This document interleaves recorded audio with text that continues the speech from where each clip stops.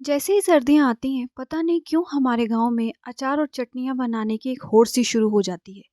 पर हो भी क्यों ना, क्योंकि ये अचार और चटनियाँ बनाए तो सर्दियों में जाते हैं, लेकिन खाए पूरे साल जाते हैं। और साथ ही साथ पिछला पूरा जो अचार और चटनियों का स्टॉक खत्म हुआ होता है, उसे रीस्टॉक भी तो करना होता है। और सर्दियों में अचार और चटनियाँ बनाने का अपना ही मज़ा है। हम लोग गांव में अलग-अलग तरह के अचार और चटनियाँ बनाते हैं और आपस में मिल बांट के इन्हें खाते हैं। हमारी ज़्यादातर अचार और चटनियों की रेसिपीज़ जो हैं बहुत ही ज़्यादा इजी हैं, लेकिन बहुत ही ज़्यादा टेस्टी हैं। तो आज मैं आप लोगों के लिए लेके आई हूँ इंस्टेंट हरी मिर्च के अचार की रेसिपी, जो कि 10 मिनट में बन के रेडी हो जाएगा। लेकिन उससे पहले मेरी एक रिक्वेस्ट है कि प्लीज़ मेरे चैनल को सब्सक्राइब कीजिए, मेरी वीडियो को लाइक कीजिए, शेयर कीजिए और प्लीज़ प्यारे-प्यारे कमेंट्स कीजिए। तो चलिए शुरू करते हैं आज की रेसिपी। सबसे पहले मैंने यहाँ पे आधा किलो हरी मिर्च ले ली है और इसे मैंने पहले धो लिया था और इसे सुखा लिया था। आप इसे उसी टाइम भी धो सकते हैं और कपड़े पे सुखा सकते हैं अगर आपके पास एक दिन का टाइम नहीं है। लेकिन आपको जो ध्यान में रखना है कि आपको इसको डंडी समेत धोना है, क्योंकि अगर आप इसकी डंडी तोड़ के धोएंगे तो पानी जो है मिर्चों के अंदर चला जाएगा और अचार खराब हो सकता है। इसलिए आपको धोने और सुखाने के बाद ही इस तरह से मिर्चों की डंडियों को जो है वो इस तरह से अलग कर लेना है, जैसे मैं कर रही थी। उसके बाद मैंने ये हमारी अपनी मिर्चें हैं और ये बहुत ज़्यादा तीखी हैं, इसलिए मैं इसे बिल्कुल सूखे बोल में काट रही थी और कैंची से काट रही थी। कैंची भी बिल्कुल सूखी थी। मैं इसे इस तरह से तिरछा करके काट रही थी। मुझे इस तरह की शेप अच्छी लगती है, इसलिए मैं इसको इस तरह से काट रही थी। आपको जैसे भी शेप पसंद हो आप वैसे ही काटिए। वैसे नॉर्मली ट्रेडिशनल तो सिंपल वे में काटते हैं, मोटा-मोटा थोड़ा-सा मिर्च को, लेकिन मैं इस तरह से काट रही थी। मुझे ऐसे अचार देखने में फिर थोड़ा अच्छा लगता है, तो इसलिए मैं इसको इस तरह से काट रही थी। और इस तरह से अचार काटने के लिए मुझे जो है मिर्च काटने के लिए मुझे जो है कम से कम 10 मिनट जो थे लग गए थे। इस तरह से काटने पे अचार जो है बहुत अच्छा लगता है, सुंदर लगता है देखने में। इस तरह से मैंने अचार काट लिया था, इस तरह से सारी मिर्चें मैंने काट ली थी। फिर उसके बाद मैं जो है बिल्कुल एक सूखा चम्मच लिया था, उससे मैं चेक कर रही थी कहीं कोई बहुत ज़्यादा मोटा दाना तो नहीं आ गया है बीच में, तो मैं इस तरह से चेक कर रही थी। उसके बाद मैं अब आपको बताती हूँ इंग्रेडिएंट्स। ये मैंने यहाँ पे मेन इंग्रेडिएंट्स बताए हैं। इसके अलावा कुछ और इंग्रेडिएंट्स भी मैंने डाले हैं, वो मैंने साइड में लिस्ट मेंशन की है, आप वहाँ पे भी चेक कर सकते हैं और अचार बनाते हुए भी मैं बताती रहूँगी। तो सबसे पहले यहाँ पे मैंने लिया था नमक और ये ली थी सूखी मिर्चें।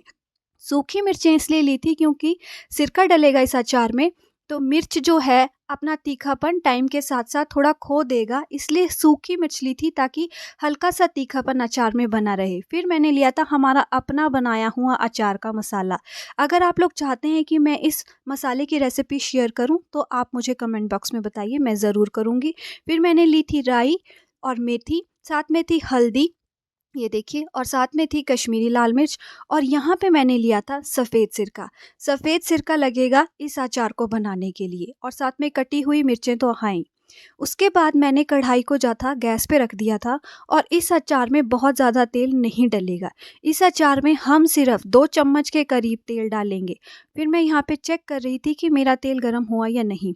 तेल जब गर्म हो गया था तो मैंने गैस को जो था बिल्कुल सिम कर दिया था और उस टाइम पे मैंने डाला था राई, मेथी, कलौंजी और हींग।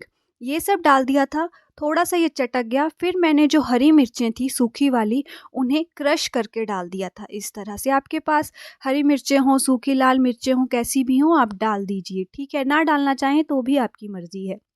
फिर मैं इसको अच्छी तरह से मिक्स कर रही थी ताकि मसाला जो है थोड़ा-सा अच्छे से भून जाए। फिर मैंने यहाँ पे हरी मिर्चें जो हमने काट के रखी थी अचार के लिए, उनको कढ़ाई में डाल दिया था। और हमें यहाँ पे मिर्च को जो है ना अच्छे तरीके से मसाले के साथ मिक्स करना है। हमें मिर्चों को अच्छी तरीके से चलाते रहना है ताकि तेल और मसाला जो है, ये जो हमने मिर्चें काटी हैं, इसके एक-एक पीस पे जो है अच्छे से कोट हो जाए। तो इसके लिए आपको लगभग आधा की मिनट लगेगा, क्योंकि तेल कम है और ये अचार जो है आपको बिल्कुल सिम गैस पे ही पकाना है, ठीक है? तो आप अचार को कम से कम आधा की मिनट चलाते रहिए ताकि ये जो मसाला है ये मिर्चों के साथ अच्छे से कोट हो जाए। फिर जब मसाला अच्छे से मिर्चों के साथ कोट हो गया था, फिर मैंने यहाँ पे डाला था 1.5 चम्मच कश्मीरी मिर्च का, ठीक है। इससे अचार का कलर जो है बहुत अच्छा आएगा और फ्लेवर भी अच्छा आता है। और साथ ही डाली थी 1 चम्मच हल्दी। हल्दी मैंने यहाँ पे कम इसलिए डाली थी क्योंकि हमारा जो अपना अचार का मसाला है उसमें हल्दी भी है और नमक भी है, तो हल्दी और नमक डालते हुए मैं थोड़ा कम डालूँगी। आप जब बनाएँगे तो आप थोड़ा ज़्यादा डालिएगा, क्योंकि आप ऊपर से डायरेक्ट मसाले डालेंगे उसमें नमक नहीं होगा। फिर मैंने यहाँ पे डाला था 1 डेढ़ चम्मच के करीब नमक और साथ ही डाल दिया था अचार का मसाला। आपको यहाँ ध्यान रखना होगा कि हम जो भी चीज़ डाल रहे हैं जैसे हल्दी, नमक, मिर्च, मसाला, उसे साथ के साथ अचार के साथ अच्छे से कोट करते जाइए, ताकि ये सारे मसाले जो हैं अचार में अच्छे से कोट हो जाएँ और अचार में इन सब मसालों का बहुत अच्छा सा फ्लेवर आ जाए। इन्हें अच्छे से मिक्स कर दीजिए, अच्छे से कोट हो जाएँ ताकि ये मसाले। फिर यहाँ पे मैंने इस अचार में ऊपर से थोड़ी-सी कलौंजी डाली थी और साथ ही डाल दिए थे सफ़ेद तिल। ये दोनों चीज़ें जो हैं अचार को प्रिज़र्व करने का काम करेंगी। इससे जो है अचार जो है लंबे समय तक ख़राब नहीं होता। वैसे तो सिरके से भी ये काम हो जाता है, लेकिन हम लोग यहाँ पे ये दोनों चीज़ें डालते हैं, तो मैंने भी डाली है। और आपको जब मैं अपनी पूरी ऑथेंटिक रेसिपी बता रही हूँ, तो मैं आपको एक-एक चीज़ बताऊँगी।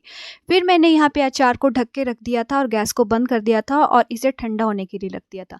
15 मिनट के बाद हमारा अचार जो था बिल्कुल ठंडा हो चुका था और ये देखिए, ये एक तरह से लगभग अचार जो है हमारा अच्छे से कूल हो चुका है, ठंडा हो चुका है।